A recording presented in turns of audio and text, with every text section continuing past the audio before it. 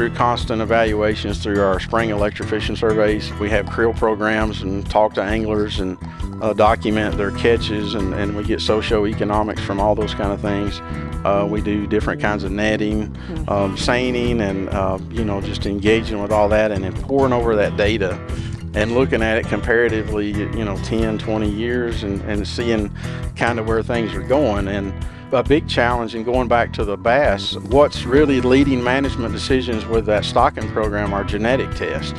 So we collect fish and we can age them. We know what size obviously that fish is, and we take a fin clip and send it off, and we get a genetic composite back of that fish. So we'll be able to tell this composite of fish, a F1, a pure northern, pure Florida, or some convoluted of all that. This is our best growing fish. So that's what we want to be tailoring that place to put in it or try to grow or whatever, because we know that's the best product. The award-winning Tennessee Wildcast is on the air with the latest on hunting, fishing, boating, wildlife watching, and all things outdoors. Make welcome your host, drummer and outdoor expert novice, Jason Harmon. Hello, everybody, and welcome to this edition of Tennessee Wildcast. We're glad you're tuning in. Thanks for watching. Thanks for listening. We got a great show lined up for you today, and I am in the woods. Well, I feel like I'm in the woods. I got a bear standing over my shoulder here. We're at Region 3, the Region 3 office here in Crossville, Tennessee, and happy to be here. Mimi Barnes is helping me co-host and invited us over. Thanks for that. Yeah, welcome to the region. Yeah, and we got Mr. Mike Jolley. He's our guest today. We're going to be talking Chickamauga. There you go. So I'm excited. Good to be here with you. Thank you. Good Ears to be here. just perked up. Chickamauga. Yeah, it's a fun lake, and it's growing some big fish and a lot of fish. So we're going to talk about it today. Sure.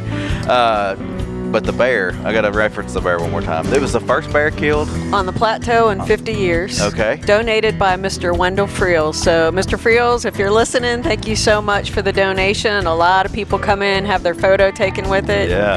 428 pounds. Yeah, 428-pound black bear. First killed on the plateau in 50 years. Wow, that's awesome. Yeah. Yeah, it's kind of scary having it hanging over my shoulder here, but He'll keep you straight I'll just and narrow. keep talking and keep looking the other direction.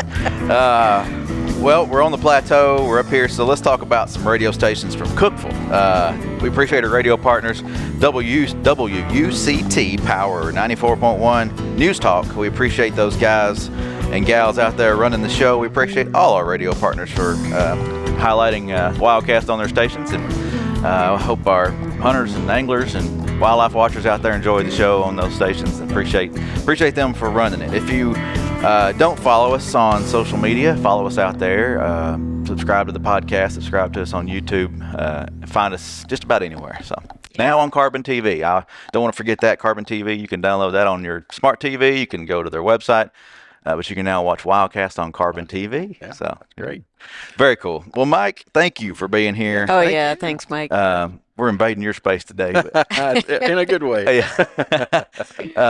But you've been on the show, I don't know, 2-3 times maybe now. But let's remind folks who you are and what you do for the agency and kind of how you grew up. Thank you. Mike Jolley, of course, and Region III Reservoirs Manager. And I've been in the reservoir crew for 30 years, this year, actually. 30 years? You're not going to leave us, are you? No, I hope not. Good. And started out as a part-time technician. That allowed me to finish my schooling at Tennessee Tech. I got my wildlife fisheries degree there. So really, it's been watching things grow and develop over time, all the reservoirs, which in Region 3, we have 9 reservoirs. No small task.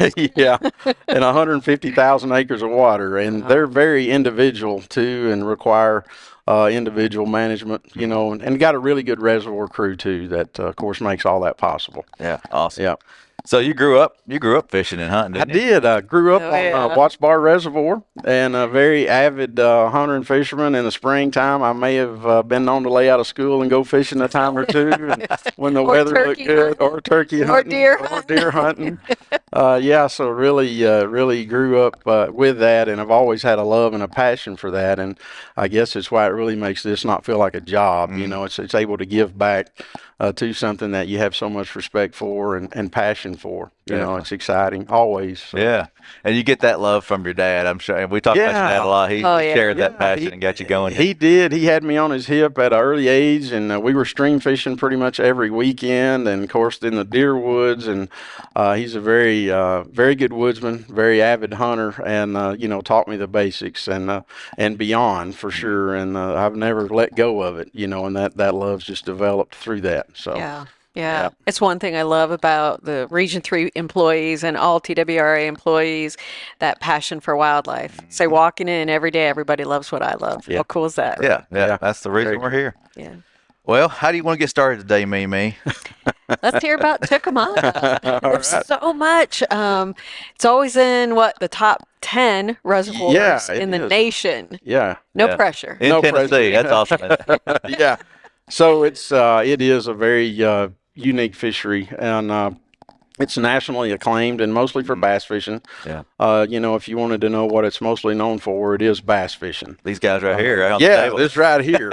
and it goes back several decades. In the 80s, 1986, Bassmaster Classic first came to Chickamauga, and it was the first time they had cameras in their boats. There were a lot of fish caught, but there wasn't any real quality heavy fish caught. But that's changed.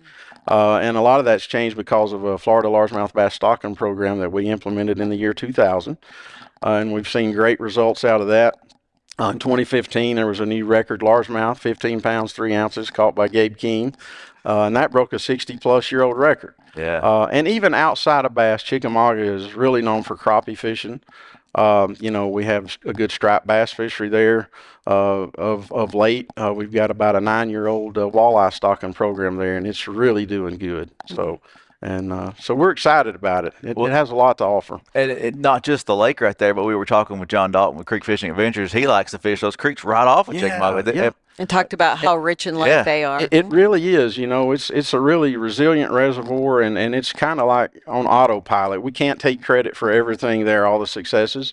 But it's just a really good host for a fishery there, and for multiple species. So it's exciting to be a part of Chickamauga. Yeah, I just want to say Gabe Keene broke a 60-year record. That's pretty amazing. It is amazing. And it really does stem from the reservoir work that you all put in science to do. We're not just dropping fish in. Right. A lot of science goes into it, and I'm so proud of you and your crew for the work that's done to get to those good numbers and help our anglers be successful. Yeah, well, including me. Yeah, we get a lot of positive feedback. You know, it's people are excited, and that's one thing that made the project a success too, is all the support we had from anglers and stuff, you know, willing to take that on, because it is an investment in time too. Things in the fish world don't typically happen automatic and really quick. So in a stocking program, you have to wait to see that come to fruition. So how old is the reservoir? Tell us a little bit about that body of water. So Chickamauga was created in 1940. So it's 83-year-old. And, you know, that's a challenge in itself as reservoirs get older. You know, the challenges there, just the degradation and habitat that was traditionally there, sedimentation. It's a little over 36,000 acres, so a very big reservoir. Of course, a main stem reservoir on the Tennessee River, and it has some major tributaries, Hiwassee River being the biggest there, but some towns that are around it are Dayton, kind of in the midsection there, and Chattanooga on the southern end. So, a lot of use. A lot of use. Yeah. And so what is it known for? So we talked about largemouth bass, but you talked about those walleye, crappie. What's the big draw to that area? So the 65% of the people who fish Chickamauga are bass fishing, and that's what they're doing. And it is like you mentioned, it's on the national radar. A lot of tournament circuits are coming in throughout the year, have really filled up a lot of the towns and grown communities. I mean, hotels are being built just for that. Yeah, they are, and it's really amazing. But also, you know, outside of the obvious there, the crappie fishing is typically the number 2 fish on Chickamauga that people are fishing for. And it's a really good fishery as well. And catfishing, it's awesome down there, you know, and it's one of those on autopilot. Well, we don't do anything really to enhance it. It's just got the right ingredients that promote that population to really be sustainable and provide a great opportunity. But even if you get into the bluegill and the red ear sunfish on Chickamauga, it's really good, you know, and it does it on its own down there. So it's really kind of a magic place. it's special. You know, that's one thing. Here we are with a biologist, fisheries biologist, reservoirs biologist, but we are very aware of the economic impact Yes. that fisheries can have on a region. And it's one thing that our anglers aren't often thinking about, but we do. And I appreciate that. Yeah, tourism is a big thing when it comes to fishing the South. It is, and it's been well documented that Chickamauga is a multi-million-dollar industry, for communities annually down there. So. Yeah. So tell us a little bit about that history of stocking Chickamauga and where we are today. Yeah, so early on, pretty much the management, because Chickamauga is so good, most of the management was just a few stocking regimes, sauger, striped bass. That was pretty much it. In the 80s, and it was pretty liberal bass limits. Is like 10 at 12 inches. Crappie were 30 a day. And those are a little more conservative now, but they've just fell in line with statewide regulations. So now it's 5 at 15 inches on the bass, largemouth, and then only 15 a day on the crappie. So stocking still continues, and for example with sauger, because they were so hard to deal with in hatchery systems and even collect, they're really they're known as Tennessee's mystery fish. But in 2011 I decided to change from sauger to walleye on Watts Bar, and it was very successful. So in 2014 I implemented that on Chickamauga, and it's been great. I talked to a guide service, the guy that owned it out of Chattanooga, in the last few weeks, and he told me from January of next year through May, they have every weekend booked except one for a walleye fishing trip. Wow. People coming from all over the nation to fish for that. So that's how things have evolved. So now we stock, the Florida largemouth bass and the striped bass and the walleye, but it's just it's got the right ingredients, to promote those fisheries. It doesn't work everywhere just because you stock. Yeah, talk a little bit about that. What are you looking at? What are you looking for on Chickamauga that allows that? Well, it really exemplifies what you would want in a reservoir. So habitat, even though it is older, it still obviously has the right habitat to have natural reproduction. So even though we're stocking species, except for striped bass that we don't expect to spawn, but they still have enough natural spawning success that they're really promoting and enhancing that fishery. So it's also got a really good forage base, different species of shad in there, very abundant, and it's been, like I said, really resilient through the years, where other reservoirs seem to have taken more of a hit maybe, but it's got the right ingredients, to really promote those stocking programs. And then one other question I thought of, Mike, is where are those fish you're stocking coming from? So currently, and for the last few years, all the fish, but I would talk about the Florida largemouth bass. We started that in 2000, and we were having to get those fish, which are fingerlings when we stock them. They're 1 to 3 inches roughly. We would have to get those from a lot of other states, and now we're raising those. TWRA hatcheries are raising those themselves, and so as are all the fish that we stock. Yeah, that's awesome. And shout out to all the employees in the region who are working on. Yeah, they do an awesome job. I was with Mike once when they were stocking. You remember those two gentlemen, and one of them said, "We're putting in fingerlings," and one of the gentlemen said, "Fishing's going to be good next year." I said, whoa, it's going to take a little bit. That's exactly right. What's that growth rate? What are you seeing? Like, how long does it take that fish to reach that maturity if someone's going to enjoy catching it? Yeah, so a lot of our size limits are set up to when they become of a krillable size. In other words, where it's legal size to catch them, like crappie 10 inches. That's typically a 3-year-old fish, and that's allowed that fish to. They can do it as early as 2-year-old, be sexually mature, where they can, give back through spawning naturally there. But at 3-year-old, roughly 10 inches, and then on bass, typically.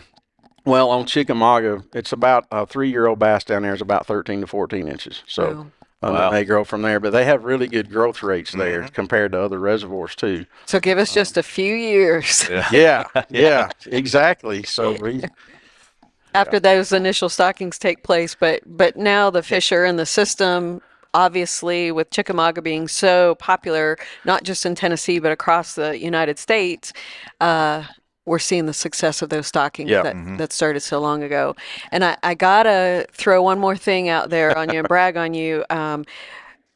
how many years of research did you do before introducing smallmouth, or I'm sorry, Florida largemouth into Chickamauga? Yeah, How so many years of research? quite a bit, and we looked at data that had been collected statewide in the 1980s on different reservoirs in the state that showed that there were some Florida genes already present. Awesome. So in stocking the Florida bass, we knew that we weren't totally just throwing a brand new product out there that was going to cause problems. So there was a lot of research in that. A lot of other states, Oklahoma and some even southern states, had put Florida bass in.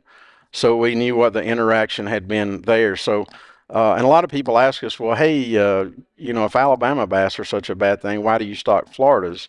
And Floridas and Northerns are basically both a subspecies of largemouth bass. So they're very similar, and they're not really any known interferences between the two. So what we found out through stocking those Floridas is when they hybridize with the existing population, the Northerns, is that kicks out even a faster growing fish. And that state record was an F1, Oh, yeah. which had a Northern parent and a Florida parent. So it was like a 50-50. So what about in your sampling that y'all have done? You think there's going to be another record come out of there? I get asked that a lot. So, our sampling shows a lot of promise. And just for an example, back around 2000 in our electrofishing, we look at how many fish per hour we catch that are 15 inches or greater, and that was about 5 an hour. Most recent surveys were over 30 an hour on Chickamauga. Wow. So there's a lot of potential there, right? So, but we still see every year fish that are being caught in the double digits. When we depend on tournaments and stuff, and we'll go visit and get information from some of those as we can, to find out what they're catching, because they're targeting big fish. Definitely. We're doing electrofishing as well, but some of those big fish are a little tougher to capture at times. But the potential's there. It wouldn't surprise me any day if it happened, but if there's a little bit of lag in it, who knows there as well. Yeah. So. Well, we've talked a lot about the fish itself and that kind of management, but like habitat, you mentioned it's an 80-something-year-old lake, or 83-year-old lake. So what kind of habitat stuff are we doing? Yeah, so quite a bit, and it's really evolved through the years. We used to do some partnerships, and we would go in and plant cypress trees for shoreline stabilization. All kind of different habitat there, and then we would put just brush in, and most of it was focused then on just fish attractor places that would help the fish be located for the fishermen to catch and make it easier. And a lot of the concentration now is putting habitat in areas where good spawning, historically there's been good spawning efforts with bass and crappie there. So if we can get some cover in there for the juvenile fish, it adds a layer of protection for them as they're young and as they're growing. And then even throughout the year, it also allows some refuge for the adult fish to be able to hide in or do ambush for their prey or whatnot. So we do a lot of that. And those sites that we've put in are on our website as well too. So with 9 reservoirs, we do a rotation. So we're not on Chickamauga every year, but we are hitting them pretty hard. And thankfully, we've had some work units, some high school fishing teams that have helped, and different donations, that even come in outside of our own funding to help with habitat projects. Yeah, we're not just talking 1 or 2 fish attractors. Yeah, it's several. Yeah, we put in. I see the truckloads going, trailerfuls going. Yeah, we put in over 100 just in the last few months on a couple of arms in Chickamauga there. So. Yeah, pretty impressive work. Put you on the spot real quick. Yeah. But like y'all use different structures, different types of materials. Ease people's minds that, we're not contaminating the water with these structures that we're putting in. It's good for the fish, good for the habitat, and it's not hurting anything. We get those questions. I'm glad you brought that up. So there's a real dilemma. Used to it was chainsaws around the bank cutting brush. Well, there's so many other things to consider now, bad habitat and different things, and maybe you cause erosion to happen, and you just can't do it around the lakes anymore. So getting brush that's available to even put in is hard. But the plastics and some of the commercial products that we're using have been studied by multiple states, looked at, and it's what most states have really gone to for a lot of it because of longevity. Once you put it in, we don't have to focus on that area again in 3 to 5 years where the brush would be deteriorated. It's still there. A lot of it is concrete and wooden stakes, so that's pretty natural. It's not going to cause any harm there. So we of all of our research and knowledge and talking to other states and going to multi-state workshops, we found no reason not to use, different products that we're using. I know sometimes they look bad in a picture because it's like a bunch of plastics, but they do have their purpose. And for feasibility is another big thing. It's a really good way to be able to put more habitat out that's going to last longer and allow us to do more areas. For the benefit of fish. Yeah, glad you brought that up. Yeah. So you touched base on some of this already, but talk a little bit more about the challenges of reservoir management. I mean, you've touched base on a few things, but let's focus on that for a second. A lot of challenges. Yeah, a lot of challenges. Getting older, like one that you talked about there, and reservoirs being unique. It's really you're having to look. And Chickamauga within itself has unique fisheries. The upper third of the reservoir is more riverine, so you're going to have different species inhabiting that. That need attention, looked at, evaluations, and then the lower 2/3 is more lake-like. And then you have the Hiwassee River. That's a totally different system in itself. Yeah. It meets a trout stream, on the upper edge of it that our streams crew manages. And so those are challenges. Invasive species. Chickamauga, for example, zebra mussels have in the last several years, of course, invaded most of the systems down the Tennessee River chain there, if not all. And then the Alabama bass. We talked about that. That's going to provide a lot of layer of management decisions in very short future. And then aquatic vegetation. And a lot of that's good, but not all of it's good. Some of it's invasive. There's two different types of hydrilla, monoecious and a dioecious, and the monoecious is really bad. It's really thick. It comes up 4 or 5 feet and forms a big dense wall, and fish can't really utilize it. Really locks up the reservoir, so not all of that's good. Who manages great question. Vegetation. So TWRA does not manage aquatic vegetation. So that is the operating authority, and on Chickamauga that would be TVA, Tennessee Valley Authority, and they manage that. Any permitting that's done would need to be under their guidelines and stipulations. We don't do any kind of assessments on abundance of it or anything like that. So that's not anything we do. We do, see kind of results of it, population densities up and down through the years and kind of what it does with the fisheries. But we don't do anything with managing aquatic vegetation. Thanks for bringing that up. Get a lot of calls about that. We do get a lot of calls about that. So what are some of the other challenges? I mean, that's a big body of water. Well, for Chickamauga specifically, challenges there would be the high pressure. So we talked about it being a national destination. People are coming here. Yeah, and I get a lot of questions about that, like, hey, how long can this place hold up to this kind of pressure? Because the locals are really complaining about not having a boat ramp to put in because they're always clogged up with all these people fishing. Now, on one way, that's a big check mark for success, right? We've got a good fishery, people are coming in, but it's also putting a lot of pressure on the fishery. And if you talk about bass, one thing that we've constantly tried to steer people away from are those summertime tournaments. When that water gets above 75 degrees, if you can do away with them, that's good, or at least cut back the number of fish you're weighing in, because it's an exponential growth as water temperatures go up on mortality of fish. Invasive species would be another one. And that we have to constantly evaluate is stakeholder groups. People have different interests. And going back to the aquatic vegetation, you have all the lakefront owners, and they want it cleaned away from their dock, and rightfully so. But the fishermen don't want any of it sprayed because they like it for the fish. So having to kind of balance that and look at that.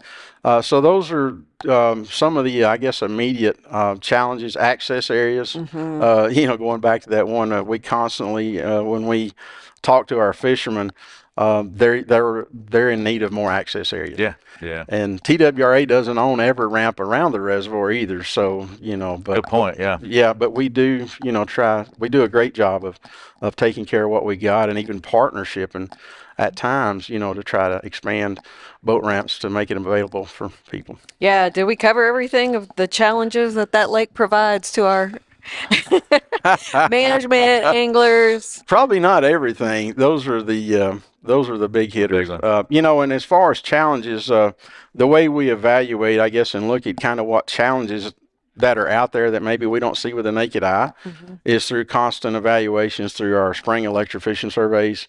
We have creel programs and talk to anglers and document their catches, and we get socioeconomics from all those kind of things.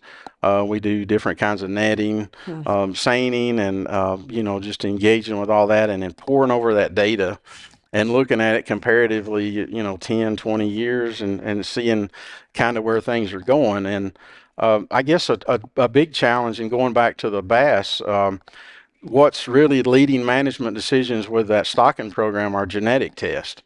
So we collect fish, and we know that what age fish, we can age them.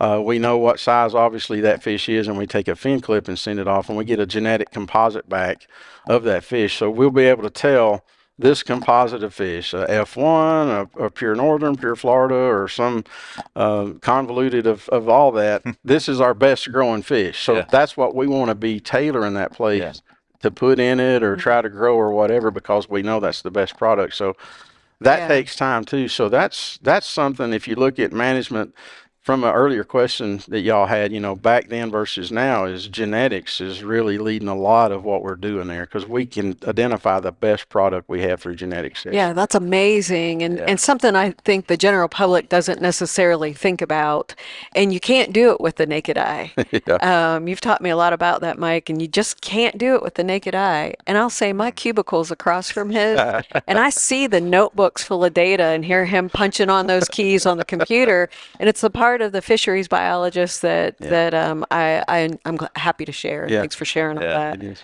Well, you talk about the right genetics and challenge with working with people and different opinions, and then the fact that this is now a Bill Dance signature lake too. So that's another element that goes into attracting folks there, and what kind of work's going on with that? I mean, well, I know each lake in that system has something going on. It is. So I think initially the Bill Dance is, they're trying to open up some areas for have some mega tournaments, and I think they've already got some sites probably selected there.